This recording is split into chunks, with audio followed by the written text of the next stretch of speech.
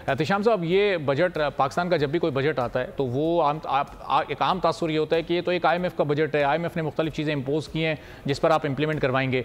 इस बजट से मुतालिक भी यही एक तासुर पाया जा रहा है। एक ओवरव्यू क्या है आपका?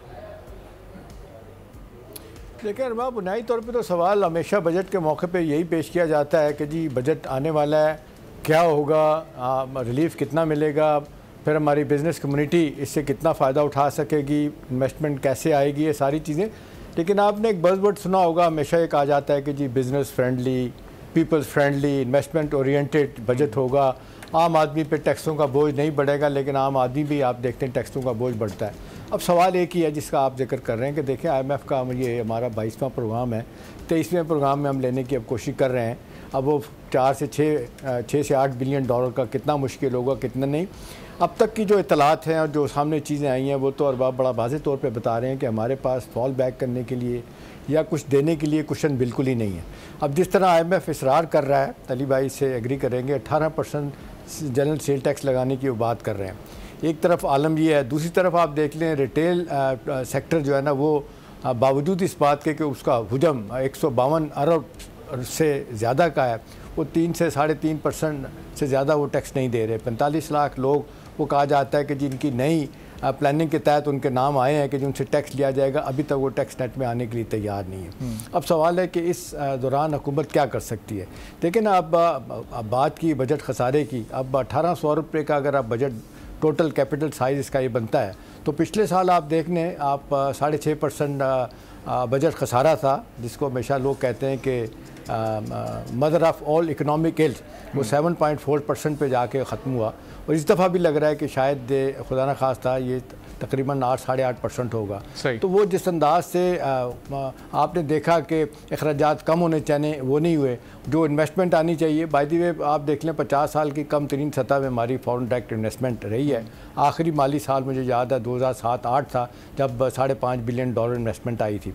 उसके बाद से मुसलसल नीचे आ रही है, 900-800 मिलियन डॉलर से। एक आध साल हमने देखा कि 100 बिलियन डॉलर के 1 बिलियन डॉलर के करीब हुई। अब सवाल यह है कि लोकल इन्वेस्टर आ नहीं रहा। और सबसे बड़ी बात मेरा ख्याल है वो सियासी हो गई है अरबाब, कि ये गैर यकीनी की सूरत हाल, सियासी अदम इस्तेकाम, इसको सामने रखते हुए तो आप देख लें कि लोग कह रहे हैं, भाई दी वे लोग कह रहे थे कि जी 8 फरवरी के इलेक्शन के बाद अदम इस्तेकाम में कमी आएगी, लोग इस तरफ आएंगे, बिजनेस एक्टिविटी शुरू होगी, प्राइवेट सेक्टर आगे आएगा, उसको देख के फ़ौरन इन्वेस्टर भी पाकिस्तान में आएगा। तो वो चीज़ें इतनी आसानी के साथ नहीं हुई। सिल्वर लाइनिंग यही नज़र आ रही है कि SIFC जो है ना वो क्योंकि रोल प्ले करने जा रही है, वो लोगों को इंश्योर कर रही है, वो इंश्योरेंसेस दे रही है लोकल और फॉरेन इन्वेस्टर को कि भाई अदम इस्तेकाम को ख़त्म करेंगे। और ये कॉस्ट लेकिन आप चूँकि फॉरेन इन्वेस्टमेंट का जिक्र कर रहे हैं तो अभी जो पिछले 2 दौरे हुए सऊदीया का और फिर UAE का और फिर जो अभी एक चाइना का दौरा होने जा रहा है जिसकी वजह से बजट भी शायद थोड़ा ताख़ीर का शिकार हो जाए, तो ज़ाहिर है कि इनके जो आउटकम्स हैं वो तो अभी आगे आने वाले दिनों में हमें नज़र आएंगे। लेकिन फिर ये इस वक्त जो फॉरेन इन्वेस्टमेंट ना होने की जो हम शिकायत या शिकवा हुकूमत से कर रहे हैं, शायद अगले बजट तक फिर ये मामला कुछ बेहतर हो जाए अगर ये कमिटमेंट्स पूरी होती हैं, तो इनकी कितनी अहमियत है अभी इस पूरी सूरत हाल में?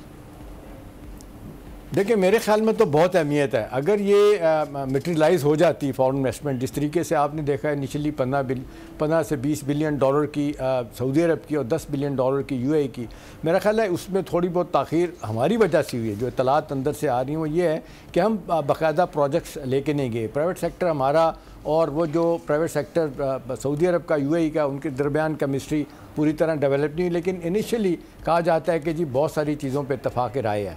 अब सऊदी अरब भी आउट ऑफ द वे जाके सपोर्ट करना चाहता है। ज़ाहिर सी बात है वो सपोर्ट इस सेंस में अरबाब कर रहे हैं, वो कहते हैं इन्वेस्टमेंट करने के लिए तैयार हैं। वो गॉन ऑफ द डेज हम बैठे बैठाए 1 बिलियन 2 बिलियन डॉलर का तोहफा दे दिया करते थे। अब देखें बावजूद इस बात के कि इतना पैसा होने के सऊदी अरब फॉरेन इन्वेस्टमेंट अपने मुल्क में लोअर कर रहा है। यही चाइना को देख लें, इतनी बड़ी इकॉनमी होने के बावजूद फॉरेन इन्वेस्टमेंट, तो ये इतना बड़ा कंपोनेंट है। आज भी हमारी GDP का तकरीबन 20% से ज़्यादा का बनता है ये FDI।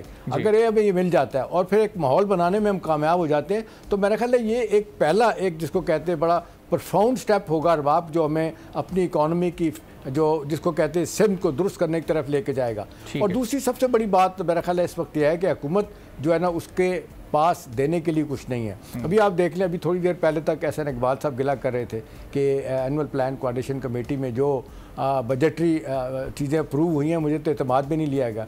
अगर इस तरह की चीज़ें आएंगी कि प्लानिंग कमीशन का हेड जो है वो कह रहा है मुझे नहीं एतमाद में लिया गया, एक तो इसको लेने की ज़रूरत है। दूसरा ये कि बजट से पहले जो सारे स्टेक होल्डर्स हैं उनके साथ मिल के, और ये किसी तरीके से मेरा ख्याल है जो मुझे द मोस्ट इंपॉर्टेंट काम लग रहा है वो ये है कि आपने बिजनेस कम्युनिटी को आराम करना है कि भाई सारे सेगमेंट ऑफ सोसाइटी टैक्स दें। इसी तरह से रियल स्टेट भी दे टैक्स, और इस तरह से आपका फार्म इनकम पे भी टैक्स होना चाहिए।